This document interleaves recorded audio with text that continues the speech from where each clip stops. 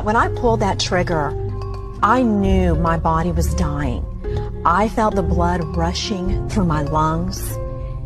Death gripped my body. I became blind. I became deaf. And as my soul left my body, I began traveling faster than the speed of light. And I began falling and falling and falling.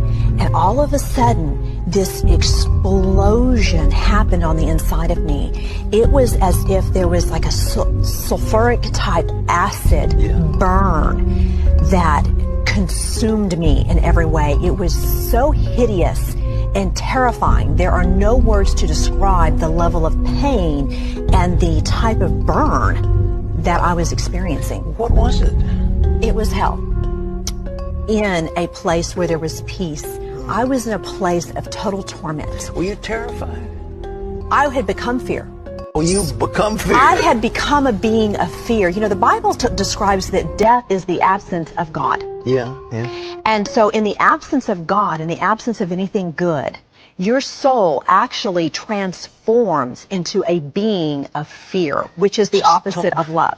So my being, my person turned into a being of fear, a being of pain, a being in total isolation. There weren't anybody else around you. Pat, I could look out and I could see thousands, millions of people that were all around me, but I was unable to communicate with them. It was a huge sea of people. And there were many, many chambers that were all around me.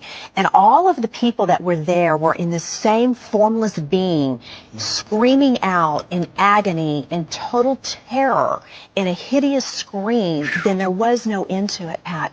There are no words to describe how horrific this was. They were screaming in agony. They were screaming in agony, and because they had become total beings of death. And that's hard for the physical mind to understand those things. But when I would look out, and I remember looking at an individual particularly, and they were as close to me as you are. And when I saw them, Pat, I knew everything about them. I knew every sin they had committed. I knew my knowledge about their life was completely full. I knew everything they had done wrong. I knew their thoughts. I knew their emotions. I knew the will. And there was a mutual feeling, a mutual understanding of everyone, the thousands and millions of people that were there with me, that we did not want anyone to go where we were. We wanted people to go back to earth and warn everyone, don't believe the lie. Do not be deceived by your enemy. Do not come here.